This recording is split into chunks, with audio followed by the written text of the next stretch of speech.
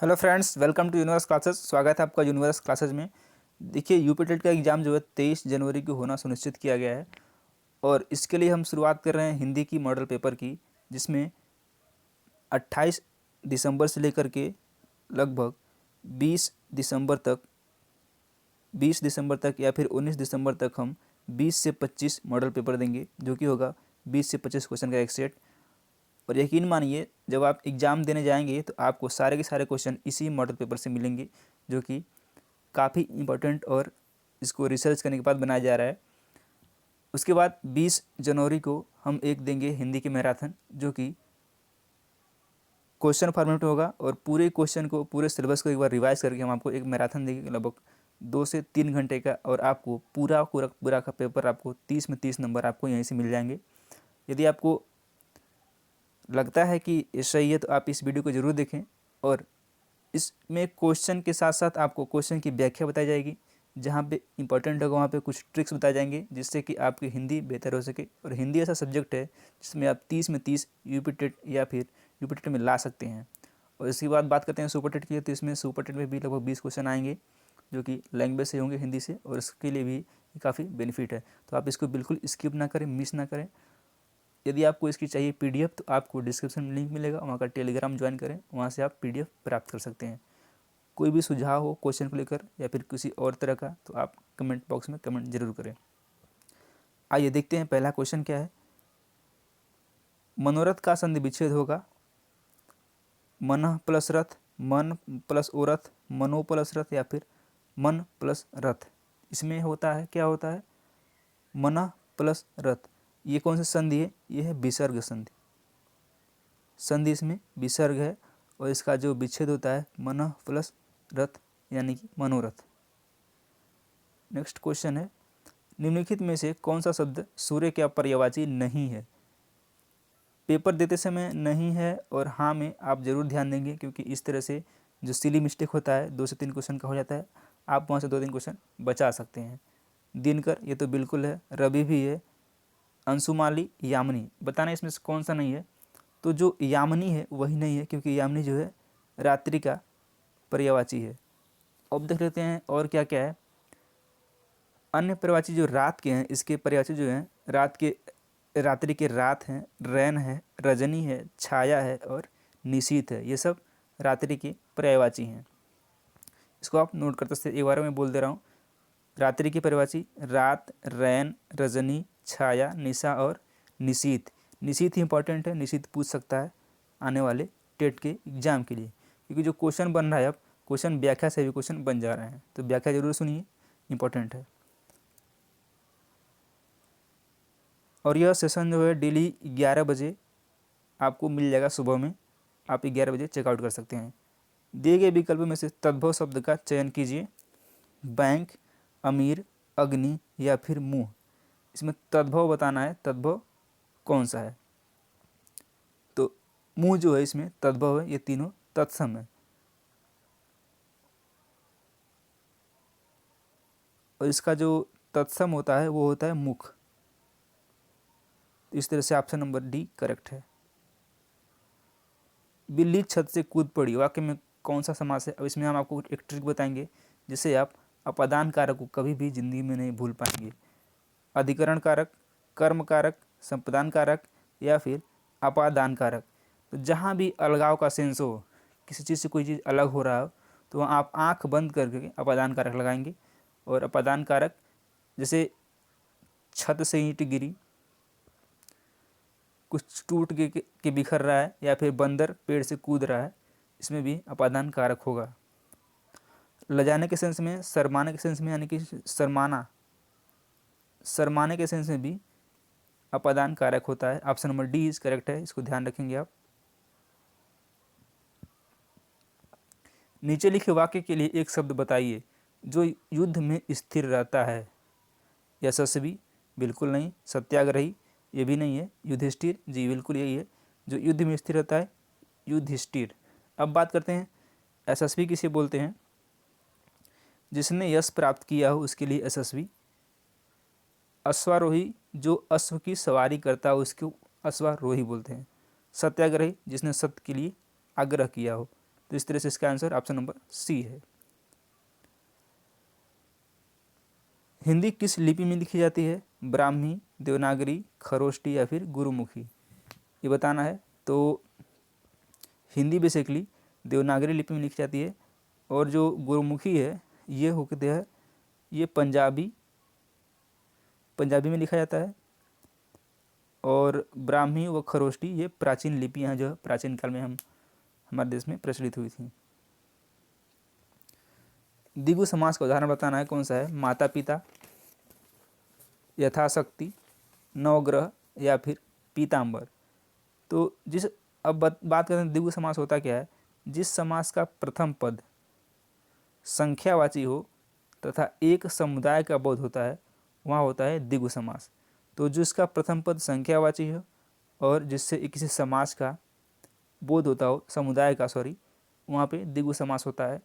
इसमें क्या है? द्विगु समास बताना है, ऑप्शन नंबर सी, यानी कि नवग्रह द्विगु समास है।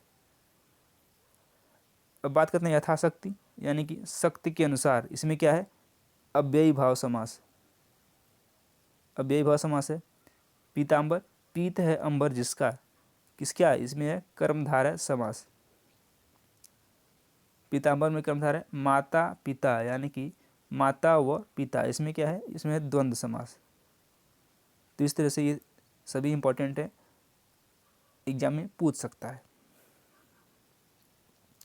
सर्वनाम के कितने भेद होते हैं? 4, 5, 6 या फिर 7, बताना है सर्वनाम के कितने भेद हैं। तो सर्वनाम के 6 भेद होते हैं, option number C is correct है। कौन से हैं एक बार नोट करिए। पुरुषवाचक, व्याख्या इंपॉर्टेंट है, मैं बार बार बोल रहा हूँ। निजवाचक, पुरुषवाचक, निजवाचक, निश्चयवाचक, अनिश्चयवाचक, चौथा है अनिश्चयवाचक, पांचवा संबंधवाचक और छठा प्रश्नवाचक। एक बार फिर से, पुरुषवाचक, निजवाचक, निश्चयवाचक, अनिश्चयवाचक, संबंधवाचक और प्रश्नवाचक, 6 तरह के सर्वनाम होते हैं। श्याम धीरे धीरे चलता है, धीरे धीरे शब्द क्या है? क्रिया, क्रिया विशेषण, विशेषण या फिर इनमें से कोई नहीं। तो इसमें क्रिया विशेषण है, इसमें व्याख्या करने ज़्यादा कुछ है नहीं।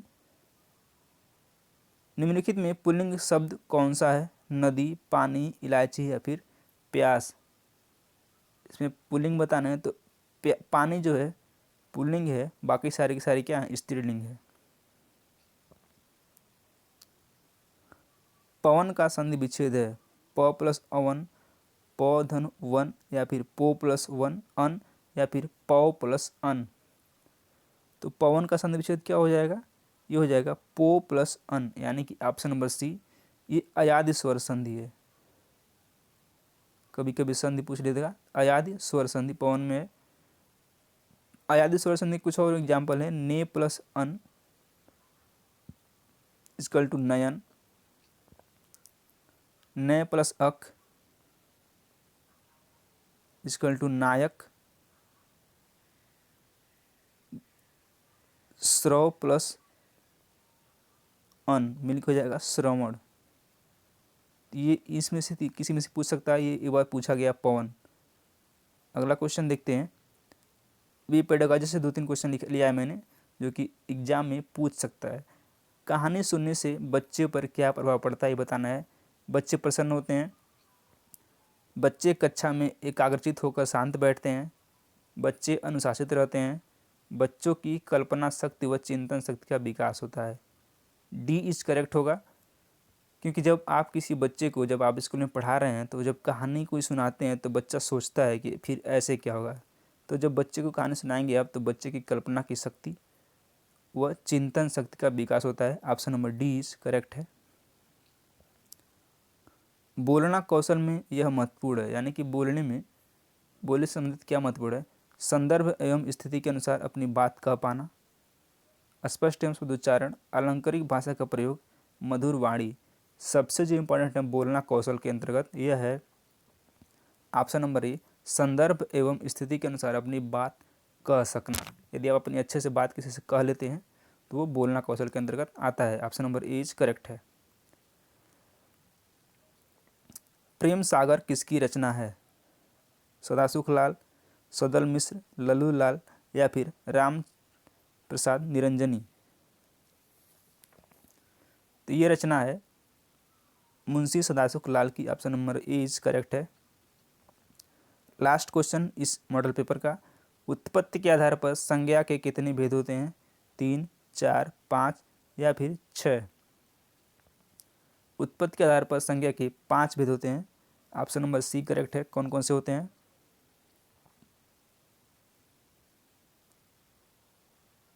बताना है कौन कौन से होते हैं। पहला है व्यक्तिवाचक संज्ञा, व्यक्तिवाचक। दूसरा है भाववाचक, भाववाचक। तीसरा है जातिवाचक। चौथा समुदायवाचक और पांचवा है द्रव्यवाचक। ये उत्पत्ति के आधार पर संज्ञाएं हैं।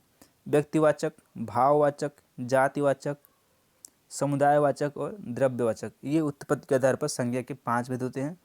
इस तरह से ऑप्शन नंबर सी करेक्ट है। तो ये रहा 15 क्वेश्चन का मॉडल प्रैक्टिस सेट, जो कि यूपी टेट के लिए वेरी इंपॉर्टेंट है और यहाँ से डायरेक्ट क्वेश्चन आपको पेपर में देखने को मिलेंगे। हम उम्मीद करते हैं वीडियो पसंद आया। वीडियो पसंद है वीडियो को लाइक करें। चैनल के साथ नहीं जुड़े चैनल के साथ जरूर जुड़ें, ये बिल्कुल फ्री है। और इसकी पीडीएफ के लिए आप डिस्क्रिप्शन में टेलीग्राम पर लिंक मिल जाएगा, वहाँ से आप इसको डाउनलोड कर सकते हैं। वीडियो पूरा देखने के लिए बहुत बहुत धन्यवाद। आपका दिन शुभ हो। Hello friends, welcome to universe classes. स्वागत है आपका यूनिवर्स क्लासेस में। जैसा कि हमने कहा था कि आपको 20 से 25 मॉडल पेपर मिलेंगे यूपी टेट के लिए हिंदी की, और उसके बाद 20 जनवरी को आपको मिलेगा 3 से 4 घंटे का मैराथन, जो कि पूरे सिलेबस को कवर करेगा और आपको हिंदी में 30 में से 30 लाने के लिए काफ़ी अच्छा होगा। आज हमारा प्रैक्टिस सेट नंबर 2 है। इसके पहले यदि आपने प्रैक्टिस सेट 1 नहीं देखा है तो आपको डिस्क्रिप्शन में और कमेंट बॉक्स में लिंक मिल जाएगा, वहाँ से आप उस वीडियो को देख सकते हैं और पूरी प्लेलिस्ट देख सकते हैं टेट के हिंदी की प्रैक्टिस सेट के लिए। आज हम प्रैक्टिस सेट 2 लेके आए हैं, जिसमें कि 15 क्वेश्चन हैं। कहने के लिए क्वेश्चन 15 हैं, लेकिन इसकी व्याख्या के साथ आप देखेंगे तो लगभग ये 60 क्वेश्चन हो जाते हैं।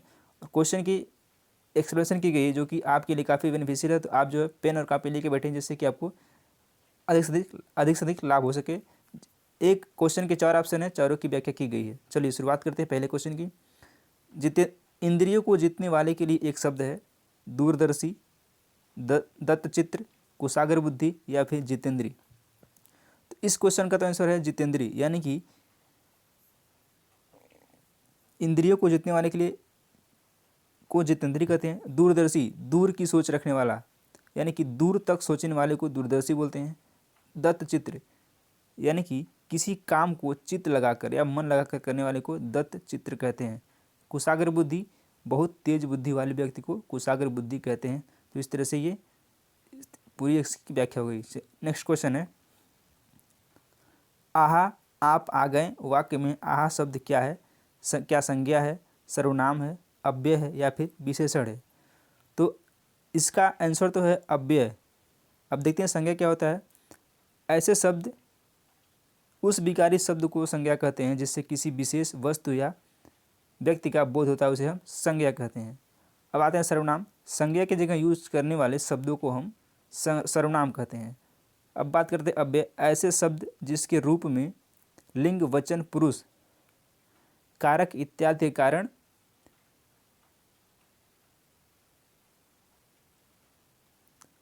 और अब बात करते हैं विशेषण की। जो संज्ञा या सर्वनाम की विशेषता बताए उसे विशेषण कहते हैं।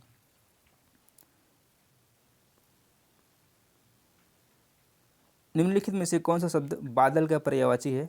नीरद, नीरज, अंबुज या फिर अंबु?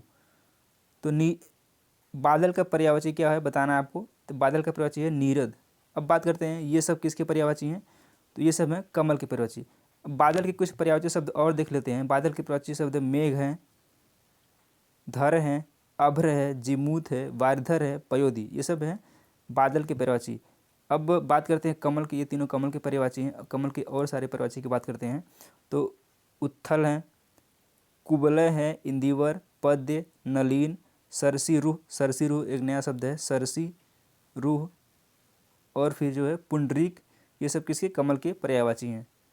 नेक्स्ट क्वेश्चन है, भिक्षुक में प्रत्यय बताना है। भिक्षुक में कौन सा प्रत्यय है, अ है, उ है, उक है या फिर अक है। तो सबसे पहले प्रत्यय कहते किसे हैं, जो किसी शब्द के अंत में जुड़कर उसका अर्थ बदल दे उसे हम प्रत्यय कहते हैं, या फिर प्रत्यय शब्द के अंत में लगता है। तो भिक्षुक में उक आ रहा है तो भिक्षुक में उक प्रत्यय है। अब बात करते हैं उक प्रत्यय से और क्या बन सकता है। उक से बन जाएगा भावुक, भावुक हो जाएगा, भिक्षुक तो है ही। अब अ से अप्रत्यय में क्या क्या आएगा, काम आ जाएगा, काम, भार, देव। उ प्रत्यय से क्या बनेगा, तनु, तनु हो जाएगा, बधु और प्रीफ, प्रीफ भी उ प्रत्यय लगा है। और अब आते हैं अक में। अक में कौन सा प्रत्यय होगा, चालक, लेखक, गायक, इन सब में अक प्रत्यय है।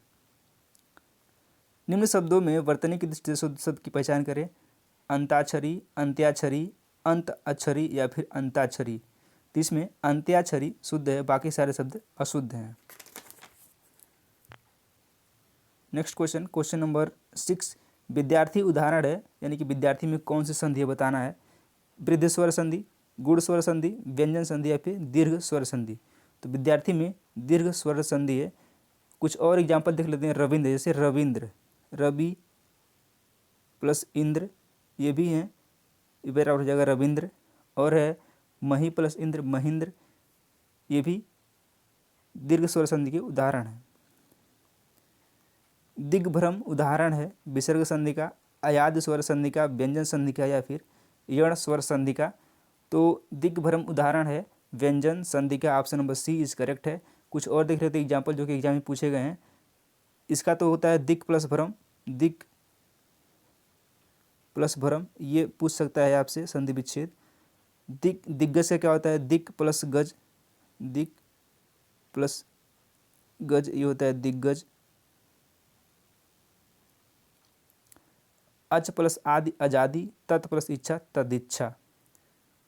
नेक्स्ट क्वेश्चन, कपटी मित्र के लिए सही मुहावरा है दांत काटी रोटी, आस्तीन का सांप, अकल का दुम या फिर आबनूस का कुंदा। तो कपटी मित्र के लिए होता है आस्तीन का सांप, दांत काटी रोटी के लिए होता है घनिष्ठ मित्रता या फिर घनिष्ठ मित्र, ये होता है दांत काटी रोटी के लिए। अगला क्वेश्चन अच्छा क्वेश्चन है, 6 वर्ण किसके योग से बनता है। क प्लस स, क प्लस च, क प्लस छ या फिर आधा क और स। 6 बनता है आधा क और स से। बात करते हैं त्र किससे बनता है। त्र बनता है आधा त और आधा र से। अब आता है ज्ञ किससे बनता है। ज्ञ ये बनता है आधा ज प्लस य से ज्ञ बनता है। एक और आता है श्र कैसे बनता है, तो बड़ा श आधा प्लस र, ये बनता है श्र। व्याख्या जितने बताया जा रहे हैं क्वेश्चन को आप इसको नोट करें, आपके आने वाले एग्जाम में बहुत हेल्पफुल होगा। घ का उच्चारण स्थान क्या है, मूर्धा, कंठ, तालु, दंत। तो एक क्रम होता है क, च, ट, त, प, कंठ, तालु, मूर्धा, दंत, ओष्ठ। यानी कि जो मूर्धा होगा इसमें ट वर्ग के अंतर्गत जितने आएंगे उसका उच्चारण स्थान मूर्धा से होगा। कंठ से होता है क वर्ड, यानी कि क वर्ड के अंतर्गत जितने भी आएंगे क वर्ग के अंतर्गत उनका उच्चारण स्थान कंठ होगा। क, ख, ग, घ, अंग, ये से किससे, कंठ से। तालु से आएगा च वर्ग, च, छ, ज, झ, य प्लस य, तालु के अंतर्गत आता है। और दंत त वर्ग, त, थ, द, ध, न, यह आता है दंत के अंतर्गत। इसका आंसर है कंठ, ऑप्शन नंबर बी। चिंतामणि किसका निबंध संग्रह है। बाल मुकुंद गुप्त, हजार प्रसाद द्विवेदी, रामचंद्र शुक्ल या फिर श्याम सुंदर दास, ये बताना है। तो बाल मुकुंद का है गुप्त निबंधावली, इनका है गुप्त निबंधावली, गुप्त निबंधावली। और ये चिंतामणि जो है ये है रामचंद्र शुक्ल का, option number C is correct answer. इसमें हमने 2-3 क्वेश्चन पेडागॉजी के रखे हैं, क्योंकि पेडागॉजी से भी क्वेश्चन पूछे जाएंगे जो आपके लिए काफ़ी अच्छा होगा। बच्चों के लेखन कौशल का मूल्यांकन करने के लिए कौन सी विधि बेहतर हो सकती है? अपने अनुभव को लिखना, श्रुतलेख, पाठ आधारित प्रश्नों के उत्तर लिखना, या फिर सुंदर लेख का अभ्यास। तो यदि किसी के लेखन कौशल का भी पहचान करना है या फिर मूल्यांकन करना है, तो उसको बोलना है कि अपने अनुभव को लिखना होता है, उससे लेखन कौशल का मूल्यांकन किया जा सकता है। Option number A is correct answer. जैसे आपने किसी बच्चे को पढ़ाया तो आप उसे बोलें कि जो भी मैंने पढ़ाया है या फिर जो उसके अनुभव में आ रहा है वो उसको लिखे, उससे आप उसके लेखन कौशल का मूल्यांकन कर सकते हैं। गृह कार्य के बारे में कौन सा कथन उचित है? गृह कार्य अभिभावकों को व्यस्त रखने के लिए का उत्तम साधन है, ये तो बिल्कुल गलत है। जो ऑप्शन किसी बच्चे के खिलाफ हो या फिर बच्चे के अपोजिट हो, वो ऑप्शन तो किसी भी हाल में सही नहीं होता है। तो इस तरह से ऑप्शन नंबर 1 गलत है। बच्चों की क्षमताओं और स्तर के अनुसार गृह कार्य देना चाहिए। गृह कार्य कक्षा में किए गए कार्य का अभ्यास मात्र है, ऐसा भी नहीं है। गृह कार्य देना अति आवश्यक है, ये भी नहीं है। तो ये क्या हो जाएगा? बच्चों की क्षमताओं और स्तर के अनुसार गृह कार्य दिया जाना चाहिए। Option number B is correct है। अगला क्वेश्चन है, अतल अस्ताचल तुम्हें जाने न दूंगा पंक्ति में कौन सा अलंकार है? श्लेष अलंकार, उपमा अलंकार, रूपक अलंकार, या फिर अनुप्रास अलंकार? ये है आपका अनुप्रास अलंकार। Option number C is correct है। और लास्ट क्वेश्चन आज के इस सेशन का, कार्य शब्द का तद्भव रूप बताइए। सेवा, कारज, काज, या फिर काम? तो कार्य शब्द का तद्भव रूप काज है। Option number C is correct. ये समाप्त होता है। वीडियो को देखने के लिए बहुत बहुत धन्यवाद। आई होप आपको वीडियो पसंद आएगा। वीडियो पसंद है वीडियो को लाइक करें, चैनल को सब्सक्राइब जरूर करें, जिससे कि हमारा मोटिवेशन बना रहे। और कोई भी सुझाव हो तो आप कमेंट बॉक्स में कमेंट करें। धन्यवाद।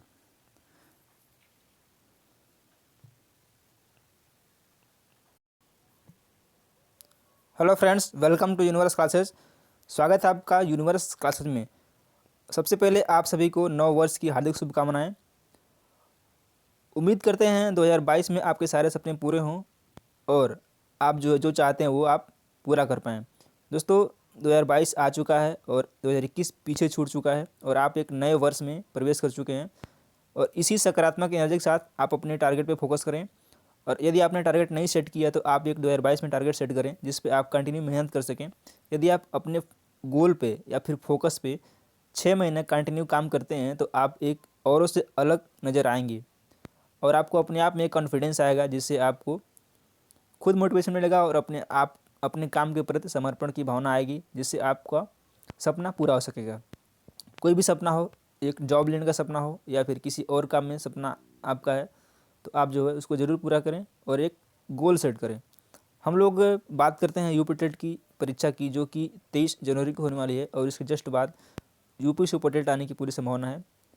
तो आप लगे हैं तो लगे रहिए और आपको एक सपना ज़रूर पूरा होगा, हम ये कामना करते हैं। हम बात कर रहे हैं हिंदी की प्रैक्टिस सेट की, जो कि आपको रोज़ाना 12 बजे मिल जाती है। आज हमारा प्रैक्टिस सेट नंबर 3 है, जिसमें हम लोग 15 क्वेश्चन डिस्कस करेंगे और इसमें कुछ ऐसे क्वेश्चन है जिसकी व्याख्या की जाएगी, तो आप उसको नोट जरूर करें। यकीन माने आपको पेपर में क्वेश्चन यहीं से मिलेंगे। शुरुआत करते हैं पहले क्वेश्चन की। पहला क्वेश्चन है, किस रस को रसराज कहा जाता है? वीर रस, हास्य रस, श्रृंगार रस, हास्य रस, या फिर इनमें से कोई नहीं?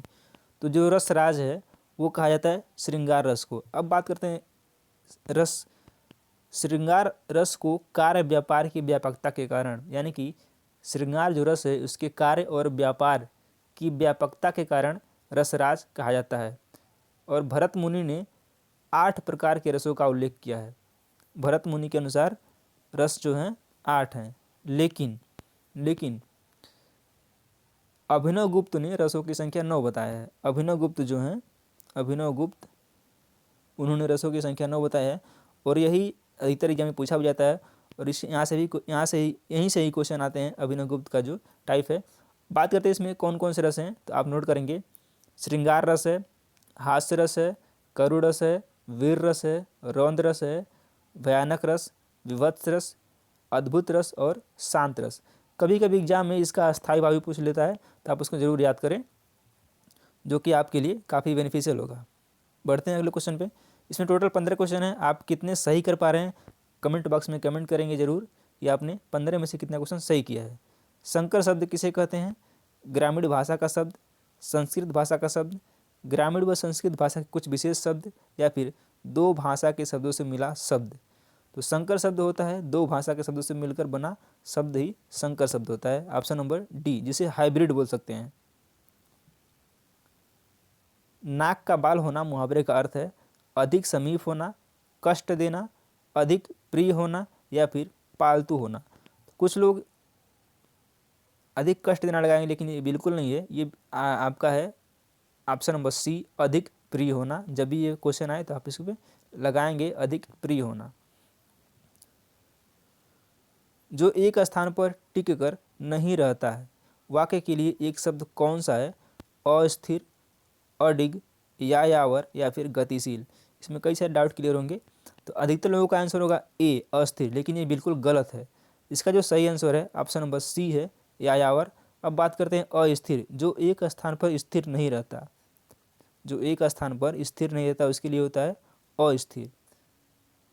और अडिग, जो अपनी बातों तथा वादों पर टिका रहे, उसे बोलते हैं अडिग। जो अपनी बातों और वादों पर टिका रहे उसे बोलते हैं अडिग। अब गतिशील क्या होता है? जो सदैव चलता रहे उसे गतिशील बोलते हैं। हम आशा करते हैं आप इसको नोट भी करते होंगे।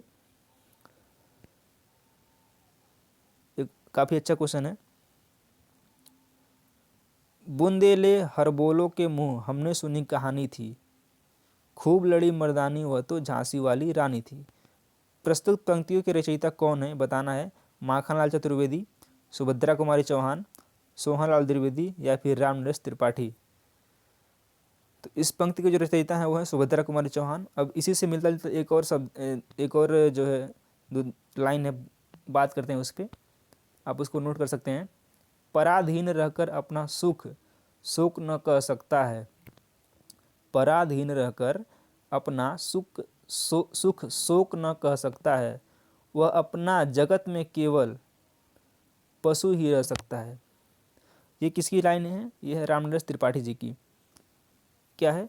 पराधीन रहकर अपना सुख शोक न कह सकता है, वह अपना जगत में केवल पशु ही रह सकता है। और एक मैथिली शरण गुप्त की जो लाइन है मैं बोलना चाहता हूँ, आप नोट कर सकते हैं। अबल जीवन हाय तुम्हारी यही कहानी, अबला जीवन हाय तुम्हारी यही कहानी, आंचल में है दूध और आंखों में पानी। ये मैथिली शरण गुप्त की कविताएं हैं, पंक्तियां हैं। अबला जीवन हाय तुम्हारी यही कहानी, आंचल में है दूध और आंखों में पानी। ये मैथिली शरण गुप्त की पंक्तियां हैं। अब इसको नोट ये एग्जाम में आ सकता है।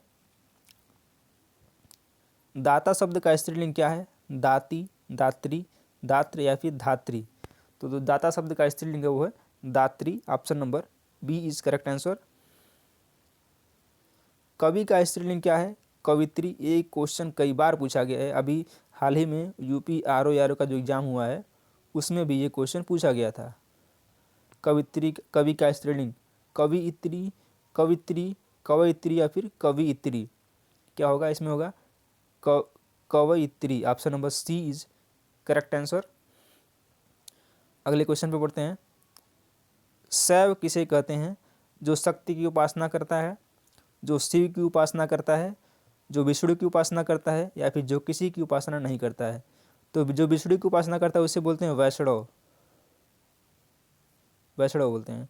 और जो शिव की उपासना करता है उसे शैव कहते हैं। इस तरह से ऑप्शन नंबर बी इसका करेक्ट आंसर है। आकाश पाताल के बीच लगने वाला चिन्ह कौन सा है? अल्प विराम, विस्मयादिबोधक, योजक, या फिर उद्धरण चिन्ह। जब आकाश पाताल लिखते हैं तो बीच में ऐसे लगाते हैं ना, इसको हाइफन बोलते हैं, या फिर बोलते हैं योजक चिन्ह। Option number C is correct answer.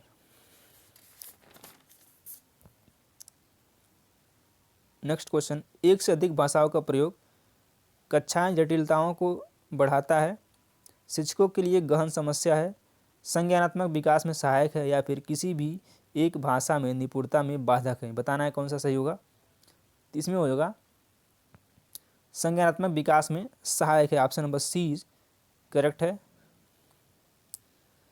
Next question है। प्राथमिक स्तर पर भाषा की पाठ्य पुस्तकों में किस तरह की रचनाओं को स्थान दिया जाना चाहिए? विदेशी साहित्य की रचनाएं, ऐसी रचनाएं जो बच्चों के परिवेश से जुड़ी हों और जिनमें अलग अलग छटाएं हो, इस तरह से जिनमें अलग अलग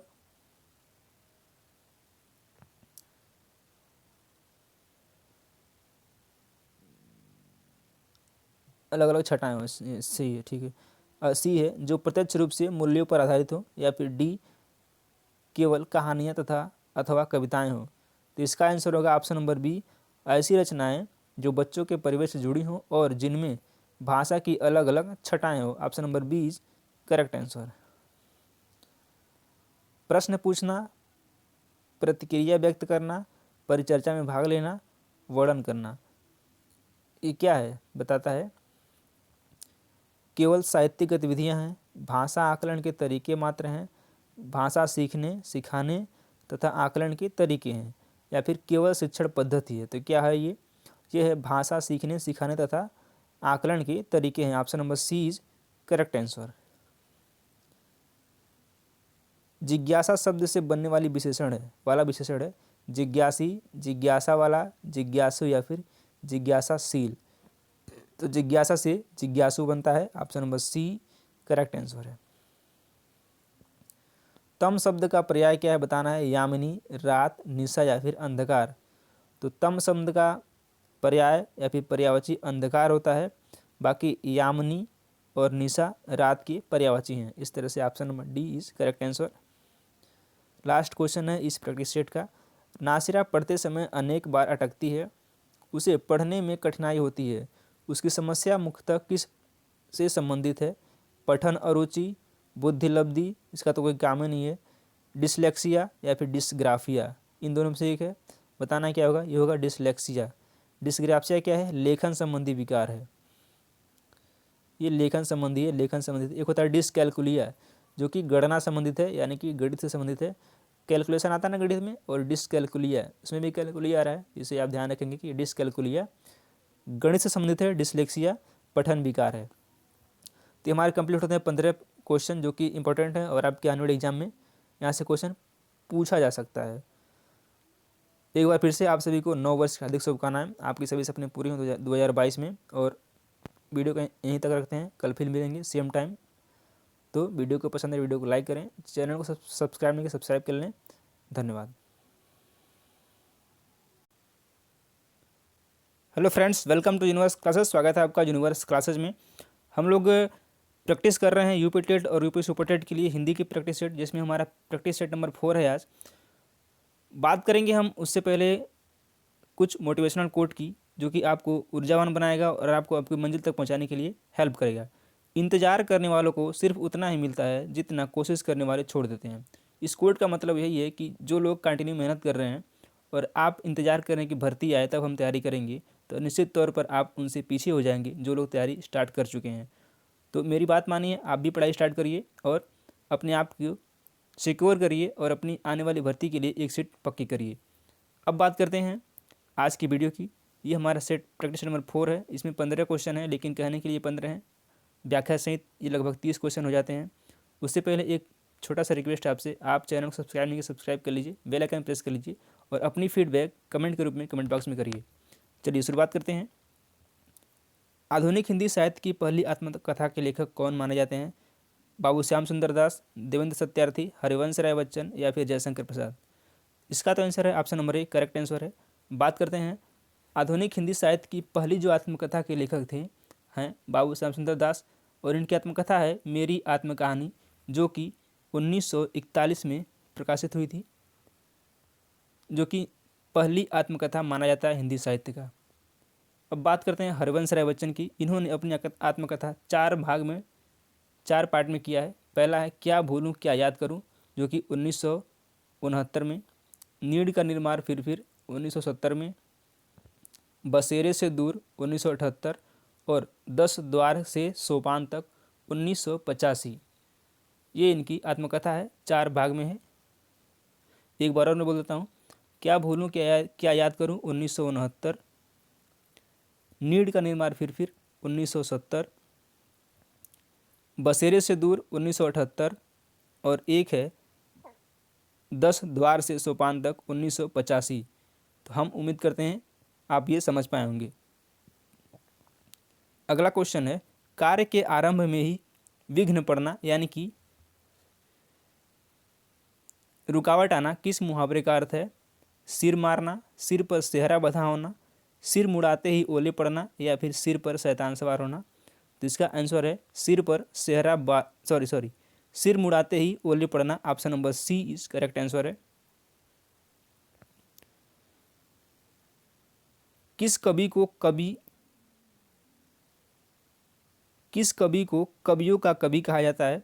धर्मवीर भारती, शमशेर बहादुर सिंह, रघुवीर सहाय या फिर सर्वेश्वर दयाल शर्मा। ये कहा जाता है शमशेर बहादुर सिंह को कवियों का कवि। Option number B is correct answer है। और इनकी जो कविता है प्रेम और सौंदर्य इनको प्रेम और सौंदर्य के कवि भी कहा जाता है, याद रखना है। शुद्ध वर्तनी का चयन कीजिए। अस्पृश्यता, अस्पृश्यता, अस्पृश्यता या फिर अस्पृश्यता। तो ये इसमें जो करेक्ट वर्ड है वो है अस्पृश्यता। Option number E is correct है। कारक के कितने भेद होते हैं? 7, 8, 9 या फिर 10? बताना है कारक के भेद। तो कारक के 8 भेद होते हैं, ऑप्शन नंबर बी। लेकिन ये हिंदी में होते हैं और ये हिंदी का ही क्वेश्चन है। यही यदि पूछ रहे संस्कृत में कारक कितने होते हैं, संस्कृत में कारक होते हैं 6। ये भी ध्यान रखना है। कारक कौन कौन से? कर्ता, उसका जो विभक्ति या प्रसर्ग है ने, मैं बोल रहा हूँ आप नोट कर सकते हैं। कर्ता ने कर्म को करण से संप्रदान के लिए या फिर को अपादान से संबंध का के की रारी रे अधिकरण में पर संबोधन हे भो अरे। ये होता है कारक जो 8 प्रकार के होते हैं हिंदी में, और संस्कृत में 6 प्रकार के होते हैं। अनुपम का पर्यायवाची शब्द है स्वर्गीय, लौकिक, पार्थिव या फिर अद्वितीय। तो अनुपम का मतलब होता है अद्वितीय। Option number D is correct answer है। हिंदी दिवस कब मनाया जाता है? काफ़ी अच्छा क्वेश्चन है। 14 सितंबर, 15 सितंबर, 2 अक्टूबर या फिर 26 जनवरी। इंपॉर्टेंट क्वेश्चन है, आने वाले एग्जाम में ये छप सकता है। तो इसका आंसर है ऑप्शन नंबर ए, हिंदी दिवस मनाया जाता है 14 सितंबर को। अब बात करते हैं हिंदी दिवस के रिगार्डिंग कुछ, आप इसको नोट कर सकते हैं। 14 सितंबर को तो मनाया जाता है, और 14 सितंबर 1949 ईस्वी को भारत के संविधान में हिंदी को राजभाषा की मान्यता प्रदान की गई थी। इसीलिए 14 सितंबर को हिंदी दिवस मनाया जाता है, यानी कि ऑफिशियल लैंग्वेज अनाउंस किया जाता है 14 सितंबर 1949 को। और भारतीय संविधान के भाग 17 में अनुच्छेद भाग 17 में अनुच्छेद जो है 343 से लेकर के 351 तक इसका उल्लेख किया गया है, और यह 8वीं अनुसूची में आता है। और वर्तमान में भारतीय संविधान की 8वीं अनुसूची में 22 भाषाओं को मान्यता प्रदान की गई है। तो इस तरह से इसका आंसर ऑप्शन नंबर ए है 14 सितंबर। जो अच्छे कुल में उत्पन्न हुआ हो, इस शब्द समूह के लिए एक शब्द क्या है? बताना है। कुलीन, समृद्ध, धनी या फिर कृपण? इसके लिए एक शब्द है कुलीन। समृद्ध किसे बोलते हैं? जिसके पास अपार धन और संपदा हो, उसको बोलते हैं समृद्ध, यानी कि धन भी हो संपत्ति भी हो, उसको बोलेंगे समृद्ध। धनी बोलेंगे जो पैसे वाला हो, और कृपण बोलेंगे जो बहुत कंजूस हो, जिसे माइजर बोलते हैं। इसको बोलते हैं बहुत कंजूस होना, कृपण बोलते हैं। नवल सुंदर श्याम शरीर की, सजल नीरद सी कल कांति थी। इस पंक्ति में अलंकार बताना है। इस पंक्ति में कौन सा अलंकार है? उपमा, रूपक, उत्प्रेक्षा या फिर श्लेष? इसमें जो है उपमा अलंकार है। इसमें उपमा, अब बात करते हैं उपमा अलंकार होता क्या है, इसकी परिभाषा देख लीजिए। जहाँ उपमेय के साथ उपमान की किसी समान धर्म को लेकर तुलना की जाए, वहाँ उपमा अलंकार होता है। तो आप समझ गए होंगे, इसमें उपमा अलंकार ऑप्शन नंबर ए सही है। पुनर्जन्म का सब सही संधि विच्छेद क्या है? पुनः प्लस जन्म, पूर्ण प्लस जन्म, पुनः प्लस जन्म या फिर पुनः प्लस आजन्म? इसका आंसर है पुनः प्लस जन्म। Option number A is correct है। ये संधि कौन सी है? संधि है विसर्ग संधि। और विसर्ग के साथ स्वर अथवा व्यंजन के मिलने से जो विकार उत्पन्न होता है उसे विसर्ग संधि कहते हैं। इसमें ए ऑप्शन सही है। भाषा के संबंध में उपचारात्मक शिक्षण का उद्देश्य है भाषा प्रयोग संबंधी कठिनाइयों की पहचान तथा उनका निदान करना।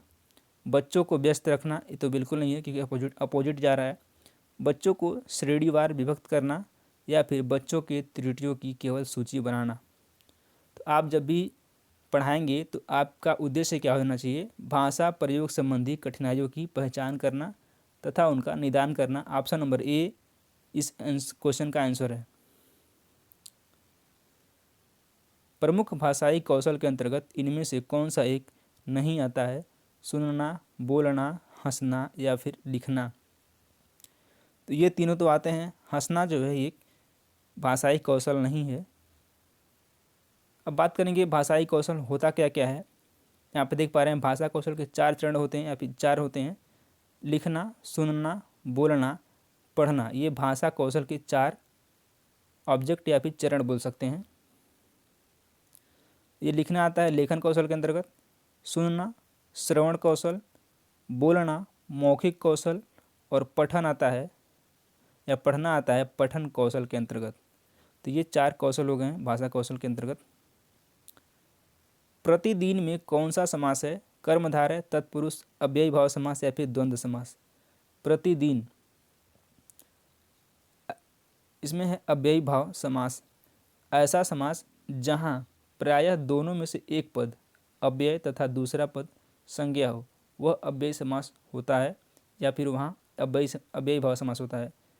एक बार और सुन लीजिए, प्रथम पद अव्यय और दूसरा पद संज्ञा हो, वहाँ पे क्या होता है? अव्ययी भाव समास होता है। इस तरह से सी बिल्कुल सही आंसर है। सेकेंड लास्ट क्वेश्चन, प्राथमिक स्तर पर भाषा सिखाने से क्या तात्पर्य यह बताना है। भाषा वैज्ञानिक तथा स्पष्ट होनी चाहिए, स्पष्ट करना, भाषा का व्याकरण सिखाना, उच्च स्तरीय साहित्य पढ़ाना या फिर भाषा का प्रयोग सिखाना। ऐसा नहीं है आप 1 to 5 पढ़ा रहे हैं या फिर क्लास सेकेंड या 1 या 2 के बच्चे को पढ़ा रहे हैं तो आप उन्हें साहित्य लगेंगे पढ़ाने या फिर व्याकरण पूरा बताएंगे, उसको लगेंगे पाणिनि का व्याकरण पढ़ाने। ऐसा तो नहीं करना है ना। छोटे बच्चों को सिखाना है कि भाषा का प्रयोग कैसे करते हैं तो बच्चा सीखेगा, ना कि साहित्य पढ़ के। तो इस तरह से इसका आंसर है डी, भाषा का प्रयोग सिखाना। लास्ट क्वेश्चन है, घर की भाषा और विद्यालय में पढ़ाई जाने वाली भाषा सदैव कैसी हो सकती है? टकराहट से गुजरती है, सदैव समान होती है, समान हो सकती है या फिर सदैव अलग होती है। तो जो हमारी घर की भाषा होती है या फिर जो मातृभाषा होती है और जो बच्चों की स्कूली भाषा होती है वो मिलती जुलती होती है, ना कि अलग होती है, तभी तो बच्चा सीखता है। तो इस तरह से समान हो सकती है, सी आंसर करेक्ट है। ये हिंदी का सेशन आपको पर डे 8 बजे सुबह मिल जाएगा। हमने टाइमिंग में बदलाव किया है, पहले हम इसको 12 बजे दे रहे थे लेकिन अब सुबह 8 बजे रोज़ मिल जाएगा। तो आप रोज़ 8 बजे इस सेशन को देख सकते हैं और अपना प्रैक्टिस कर सकते हैं। आई होप आपको वीडियो पसंद आएगा। वीडियो पसंद है वीडियो को लाइक ज़रूर करें और thank you so much for watching this video देखने के लिए बहुत बहुत धन्यवाद।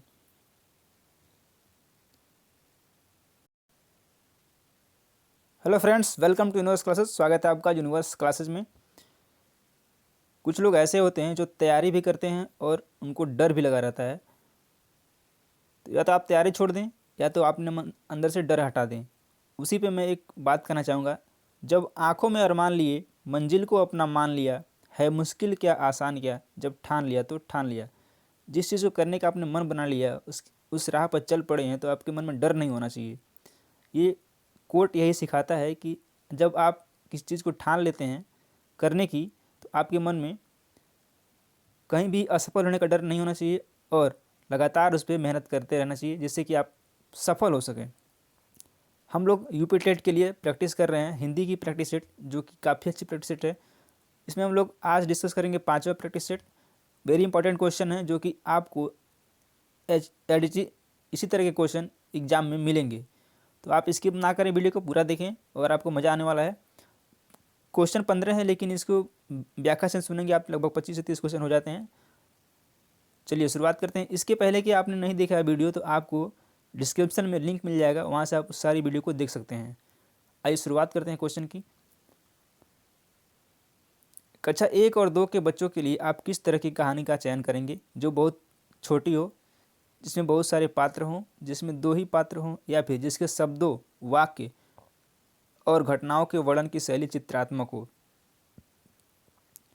छोटे बच्चे क्या करते हैं, छोटे बच्चे चित्र से ज़्यादा सीखते हैं। जैसे कोई बच्चा है क्लास 1 में है या 2 में है, तो वो पहली बार तो ए फॉर एप्पल को नहीं जानता है, लेकिन जो सेब का चित्र होता है उसको देख करके वो एप्पल जान जाता है कि ए फॉर एप्पल होता है। या फिर एम फॉर मैंगो, आम को देख करके बच्चा सीखता है। तो इसलिए ज़्यादातर जो बुक होनी चाहिए या कहानी होनी चाहिए वो चित्रात्मक होनी चाहिए, तो ज़्यादा बेटर होगी और बच्चे अच्छे से समझ पाएंगे। इस तरह से इसका ऑप्शन नंबर डी सही है। नेक्स्ट क्वेश्चन है, सच्चिदानंद हीरानंद वात्स्यायन का उपनाम क्या है? हरिऔध, निराला, अगे या फिर गुलेरी। एक बात तो कहना चाहूँगा, ये प्रैक्टिस सेट डेली सुबह 8 बजे होता है, तो आप डेली सुबह 8 बजे इस प्रैक्टिस सेट को जरूर देखें और अपने दोस्तों के साथ शेयर भी करें, जिससे कि हमें मोटिवेशन मिल सके। और वीडियो को लाइक करें, चैनल को सब्सक्राइब जरूर कर लें। हरिऔध, निराला, अगे या फिर गुलेरी। तो हरिऔध का क्या नाम है? अयोध्या सिंह उपाध्याय हरिऔध इनका पूरा नाम है। निराला का सूर्यकांत त्रिपाठी निराला। अगे का क्या नाम है? और गुलेरी का, तो इसका आंसर है अगे, ऑप्शन नंबर सी। और गुलेरी का है चंद्रधर शर्मा गुलेरी, इन सब का पूरा नाम है। अगला क्वेश्चन, ये क्वेश्चन काफ़ी इंपॉर्टेंट है और इस क्वेश्चन से आपको एग्जाम में जरूर क्वेश्चन देखने को। घनानंद को किस युग का कवि माना जाता है? आदिकाल, भक्तिकाल, रीतिकाल या फिर भातेंदुकाल। जो घनानंद हैं वो रीतिकाल के कवि हैं, ऑप्शन नंबर सी करेक्ट है। आइए देखते हैं घनानंद से संबंधित कुछ जरूरी चीज़ें। घनानंद रीतिकाल की रीति मुक्ति काव्यधारा के प्रमुख कवि हैं। इनका जन्म 1689 से, मतलब 1689 में इनका जन्म हुआ था और इनकी मृत्यु 1739 में हुई थी। ये बुलंदशहर यूपी के थे, यानी कि अपने उत्तर प्रदेश के ये थे घनानंद। और यह निम्बार्क संप्रदाय में दीक्षित थे तथा मुगल बादशाह मोहम्मद शाह रंगीला के आश्रय में थे। अब बात करते हैं इनकी कुछ रचनाएं। सुजान सार, इश्कलता, बिरही लीला, वियोग बेली, कोकसार, कृपाकंद, रसकेली वल्ली, इनकी ये सारी रचनाएं हैं, याद रखें। नेक्स्ट क्वेश्चन है, निम्नलिखित में से शुद्ध वर्तनी का वाला शब्द है आशीर्वाद, आशीर्वाद, आशीर्वाद या फिर आशीर्वाद। तो इसका जो करेक्ट आंसर है ऑप्शन नंबर बी, आशीर्वाद लिख के आप वो पे रेफर लगा देंगे तो आशीर्वाद हो जाएगा, ना कि ये, इसमें छोटी की मात्रा है। ये भी नहीं, ये भी नहीं, ऑप्शन नंबर बी करेक्ट है। सूर्योदय शब्द का संधि विच्छेद क्या है? सूर्यो प्लस उदय, सूर्य प्लस उदय, सूर्य प्लस उदय या फिर सूर्य प्लस उदय, ये बताना है। तो इसका संधि विच्छेद है सूर्य प्लस उदय, option number B is correct. और इसमें गुण संधि है। यदि पूछ ले कि सूर्योदय में संधि कौन सी है, तो आपको बतानी है कि सूर्योदय में गुण संधि है। परमाल रासो किसकी रचना है? नल सिंह, नरपति नाल, चंद्रवरदाई या फिर जगनिक। तो परमाल रासो, ये इसको आलाखंड भी कहते हैं, आलाखंड या फिर आलखंड। और ये रचना है जगनिक की। बात करते हैं नल सिंह की कौन सी रचना है, तो इनकी है विजय पाल रासो, नल सिंह की रचना है। नरपति नाल की रचना जो क्या है, इनकी रचना है विशल देव रासो। और चंद्रवरदाई की पृथ्वीराज रासो, ये रचनाएं हैं। इसका आंसर डी है। आगे कुआं पीछे खाई का अर्थ क्या है? चारों तरफ जल ही जल होना, दोनों मुसीबत, रास्ते का बंद होना या फिर बीच से निकल भागना। तो आगे कुआं पीछे खाई, इसका मतलब है दोनों तरफ से मुसीबत आना और आप बीच में फंसे हुए हैं। इसका आंसर नंबर बी है। तेरी बरछी ने बरछीने हैं, खलल की पंक्ति में अलंकार कौन सा है बताना है? रूपक, अनुप्रास, श्लेष या फिर यमक सॉरी। इसमें अलंकार है यमक अलंकार, option number D is correct answer. यथाशक्ति में समास बताना है, अव्ययी भाव समास, तत्पुरुष समास, द्विगु समास या फिर कर्मधारय समास। यथाशक्ति का मतलब क्या होता है? शक्ति के अनुसार। ये हो जाएगा, इसका मतलब है शक्ति के अनुसार, और ये अव्ययी भाव समास है। Option number A is correct answer है। उत्कर्ष का विलोम क्या है? पतन, अपकर्ष, अपभ्रष्ट या फिर विकर्ष। तो उत्कर्ष का विलोम अपकर्ष है, और पतन का उत्थान होता है, इसका उत्थान हो जाएगा। नेक्स्ट क्वेश्चन, पेड़ से बंदर कूदा वाक्य में कौन सा कारक है? अपादान कारक है, कर्म कारक है, संप्रदान कारक है या फिर करण कारक है? तो इसको आप एक सेंस में रखें, जब भी किसी से कुछ अलगाव का सेंस हो या फिर शर्माने का हो, लजाने का हो, तो वहाँ पे अपादान कारक होता है। जैसे क्या होता है, बहू ससुर से लजाती है, इसमें क्या है? अपादान कारक है। या फिर सास से बहू ले जाती है, किसी से ले जाती है, पेड़ से पत्ते गिरते हैं, या फिर कोई ऊपर से कूद रहा है, ये सब इन सभी जगह पे अपादान कारक होगा। अलगाव के सेंस में कुछ किसी चीज़ से अलग हो रहा हो तो वहाँ पे अपादान कारक होता है, ध्यान रखना है। पेड़ से बंदर क्या कर रहा है? कूद रहा है, तो अलग हो रहा है ना, इसलिए अपादान कारक होता है। ऑप्शन नंबर ए करेक्ट है। निम्न में तद्भव शब्द क्या है बताना है। भ्रमण, क्या मछली है, क्या अग्नि है, मस्तक या फिर मछली है? तो मछली जो है तद्भव शब्द है, इसका जो तत्सम होता है वो होता है मत्स्य, यानी कि ये मत्स्य होता है और यहाँ मछली लिखा है, तो मछली क्या है? तद्भव शब्द है। अब इसमें हम लेंगे कुछ शिक्षण से संबंधित क्वेश्चन। पठन पाठन के अंत में ऐसे अभ्यास एवं गतिविधियाँ जो बताना है कि क्या सरल भाषा वाले हों, बच्चों को स्वयं कुछ करने और सीखने का अवसर प्रदान करें, केवल पाठ से ही संबंधित हो, पाठ पर बिल्कुल आधारित न हो, डी तो बिल्कुल नहीं होगा। केवल पाठ से संबंधित हो, ये भी नहीं है, और सरल हो, ये भी नहीं है। ये होगा बच्चों को स्वयं कुछ करने और सीखने का अवसर प्रदान करें। Option number B is correct answer of this question. भाषा सीखने सिखाने के संदर्भ में गृह कार्य का उद्देश्य क्या होना चाहिए? जब भी आप पढ़ाते हैं, बच्चों को सिखाते हैं लैंग्वेज, तो उसमें जो आप होमवर्क देते हैं उसका उद्देश्य क्या होना चाहिए? सीखने को विस्तार देना, बच्चों को काम में व्यस्त रखना, अभिभावकों को प्रसन्न करना, या फिर कापियाँ भरवाना। जब आप टीचर बन जाएंगे तो आप किस तरह से बिहेव करेंगे, उसी पे ये क्वेश्चन है। तो आप जब भी उसको होमवर्क देंगे तो उस क्या करेंगे कि उसका कुछ सीखने का विस्तार, मतलब कुछ और सीखे, यही ना करेंगे। तो ऑप्शन नंबर ए करेक्ट है।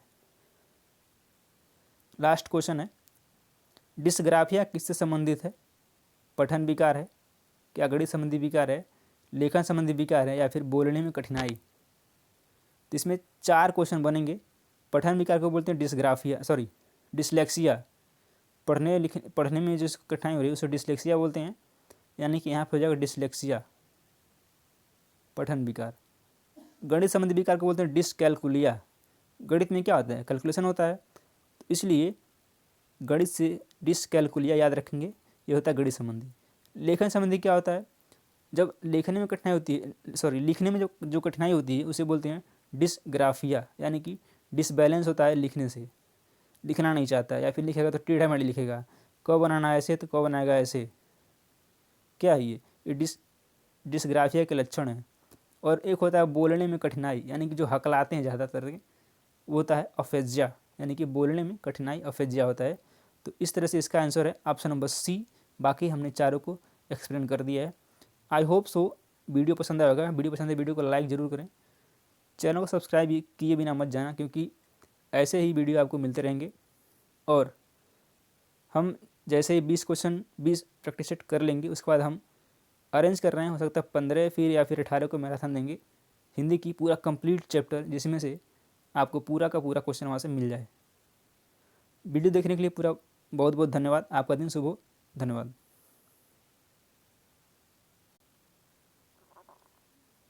Hello friends, welcome to universe classes. स्वागत है आपका यूनिवर्स क्लासेस में। हम लोग प्रैक्टिस कर रहे हैं यूपी टेट और सुपर टेट के लिए हिंदी की प्रैक्टिस सेट, जिसमें हमारा ही 6ठा प्रैक्टिस सेट है। इससे पहले हमने 5 डिस्कस कर दिया है और 5 हमने सॉल्व कर लिया है। यदि आपने उसको नहीं देखा है तो आपको डिस्क्रिप्शन में प्लेलिस्ट मिल जाएगा, वहाँ से देख सकते हैं, या फिर आपको कमेंट बॉक्स में पिन किया हुआ एक कमेंट मिलेगा, वहाँ पे आपको लिंक मिलेगा, उस 5 वीडियो को देख सकते हैं, वेरी इंपॉर्टेंट है। और यकीन मानिए जब आप पेपर देने जाएंगे तो आपको सारे क्वेश्चन यहीं से मिलेंगे, तो आपको मज़ा आ जाएगा। आपका भी सपना यदि है एक टीचर बनने का और 2022 में आपका शिक्षक बनने का सोचा है और ठाना है, तो बिल्कुल स्वागत है आपको इस क्लास में। और शुरुआत करते हैं एक कोट से। ज़िंदगी की हर तपीस को मुस्कुरा कर झेलिए, ज़िंदगी की हर तपीस को मुस्कुरा कर झेलिए, क्योंकि धूप कितनी भी हो समुंदर सूखा नहीं करते। इस लाइन का आशय यह है कि ज़िंदगी में उतार चढ़ाव आते रहते हैं। कभी ऐसा आता है कि आपको बहुत कठिन दौर से गुजरना पड़ता है, लेकिन उससे घबराएं नहीं, अपने लक्ष्य पर केंद्रित रहें, अडिग रहें, जिससे कि आपको अपनी मंजिल पर पहुंचने में आसानी हो। कठिनाइयाँ आती हैं बीच बीच में, जो कि हमें मजबूत करने के लिए, ना कि हमको हताश करने के लिए। तो उसी समय जो लोग उस कठिनाइयों से गुजर जाते हैं वो निखर जाते हैं, जो नहीं गुजर पाते हैं वो बिखर जाते हैं। आइए शुरुआत करते हैं आज के सेशन की। प्यारा सेशन है। उससे पहले एक आपसे प्यारा सा रिक्वेस्ट है, आपने चैनल को सब्सक्राइब नहीं किया, सब्सक्राइब कर लीजिए, बेल आइकन प्रेस करिए, जिससे कि हमारा वीडियो आपको सबसे पहले मिले। और यह सेशन डेली सुबह में 8 बजे होता है। हमने कल पोल, अभी शाम को पोल करवाया था कि क्या करंट अफेयर की भी क्लास स्टार्ट की जाए सुबह 6 बजे, 10 से 15 क्वेश्चन की डेली। तो आप लोग हाँ कर रहे हैं, उस पर विचार करते हैं। आइए सेशन में इस प्रैक्टिस को देखते हैं। काहे रे नलिनी तू कुम्भलानी, तेरे ही नाल सरोवर पानी। पंक्ति के रचनाकार कौन है? जायसी, क्या रैदास हैं, कबीरदास या फिर दादू? तो इसके रचनाकार हैं समाज सुधारक कबीरदास।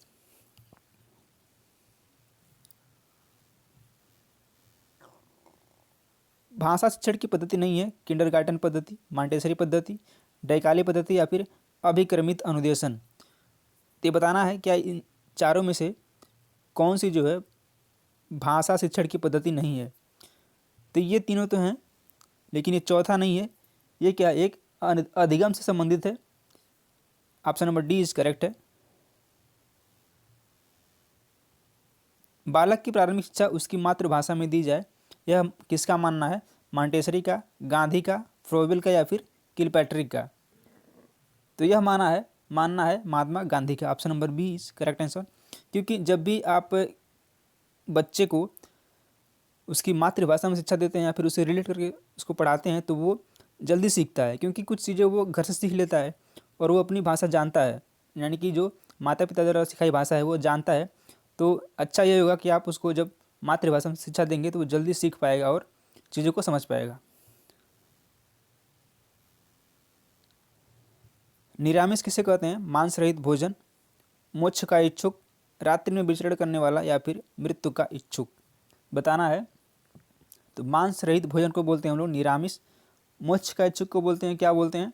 इसको बोलते हैं मुमुक्षु, यानी कि जो मोक्ष का इच्छुक हो उसे बोलते हैं मुमुक्षु, यानी मुमुक्षु। रात्रि में विचरण करने वाले को क्या बोलते हैं? निशाचर, इसको निशाचर बोलते हैं। निशाचर अलग होता है। मृत्यु का इच्छुक, इसका ऑप्शन नंबर ए सही है। नेक्स्ट क्वेश्चन है, निम्नलिखित में से कौन सा शब्द युग्म शुद्ध है? ये बहुत ही इंपॉर्टेंट क्वेश्चन है और ये बारीक क्वेश्चन है। यदि आप इसको ध्यान से देखेंगे तभी पकड़ पाएंगे, अन्यथा इसको नहीं पकड़ पाएंगे, क्योंकि सभी इसमें ऑप्शन एकदम समान लग रहे हैं। क्या बारात बसंत सही है? बारात बसंत, बारात वसंत या फिर बारात वसंत? इसमें चारों में कौन सही है? सभी वर्ड एक जैसे लग रहे हैं, लेकिन इसमें एक अलग है जो सी है, ऑप्शन नंबर सी। ये होता है बारात और वसंत, बारात वसंत, ये सही है। बाकी ये आप देख सकते हैं। आचार्य रामचंद्र शुक्ल का निबंध संग्रह कौन सा है? माटी का फूल, चिंतामणि, क्षण बोले कण मुस्काए या फिर आलोक पर्व? आचार्य रामचंद्र शुक्ल का बताना इसमें कौन सा है? तो उनका है Chintamani. Option number B is correct answer. ये रामचंद्र शुक्ल का निबंध संग्रह है। कौन सा वाक्य शुद्ध है? मोहन और गीता गा रही हैं, गीता और मोहन गा रहा है, मोहन और गीता गा रहे हैं या फिर मोहन और गीता गा रही हैं? ये भी गलत है, ये भी गलत है, ये भी गलत है। ऑप्शन नंबर सी, मोहन और गीता गा रहे हैं, ये होगा। ऑप्शन नंबर सी बिल्कुल सही है। चराचरम में समास बताना है। चराचरम का मतलब होता है जगत। चर और अचर, और इसमें क्या होता है, दोनों पद प्रधान होते हैं इस समास में, और यह समास है द्वंद्व समास। जिस शब्द का दोनों पद प्रधान हो उसे द्वंद्व समास कहते हैं। ऑप्शन नंबर बी बिल्कुल ठीक आंसर है। अभ्यागत शब्द में कौन सा उपसर्ग है? अ, अभ्य, अभि या फिर अभ्या। तो अभ्यागत शब्द में उपसर्ग है अभि, अभ्यागत होता है। ऑप्शन नंबर सी बिल्कुल ठीक आंसर है। करपट का तद्भव रूप क्या है? कपट, कारपेट, कपूर या फिर कपड़ा। तो करपट मीन्स कपड़ा होता है, ऑप्शन नंबर डी। और कपूर का क्या होता है? कपूर का होता है कर्पूर, ये होता है, कपूर का कर्पूर होता है। ये इसका आंसर ऑप्शन नंबर डी है। इसमें हम लोग 20 क्वेश्चन डिस्कस करने वाले हैं। समष्टि का विपरीतार्थक यानी कि विपरीत बताना है, विशिष्ट, अशिष्ट, अपुष्ट या फिर व्यष्टि। तो समष्टि का जो अपोजिट है, विपरीतार्थक है या विपरीतार्थी है, वो है व्यष्टि, ऑप्शन नंबर डी। अब देख लेते हैं इन तीनों का। विशिष्ट का होता है सामान्य, सामान्य। अशिष्ट का हो जाएगा शिष्ट, और अपुष्ट का हो जाएगा पुष्टि। तीन चारों को ध्यान रखें, आपके आने वाले एग्जाम के लिए इंपॉर्टेंट है। किसी भाषा पर अधिकार प्राप्त करने के लिए सबसे महत्वपूर्ण क्या है? शब्दों के अर्थ जानना, उस भाषा की वाक्य संरचना जानना, उस भाषा का आधिकारिक प्रयोग करना या फिर उस भाषा का व्याकरण जानना। क्या होता है, किसी भाषा पर अधिकार यानी कि उस भाषा को सीखने के लिए, अच्छी तरह से ऑब्जर्व करने के लिए क्या जरूरी है, या फिर उस भाषा को, किसी भी भाषा को आप कैसे सीख सकते हैं, ये बताना है। तो यह है उस भाषा का आधिकारिक प्रयोग, आधिकाधिक, इसमें आधिकारिक हो गया है, आधिकाधिक यानी कि अधिक से अधिक जब उस भाषा का प्रयोग करेंगे आप, तभी सीख पाएंगे उस भाषा को या फिर समझ पाएंगे। ऑप्शन नंबर सी बिल्कुल राइट आंसर है।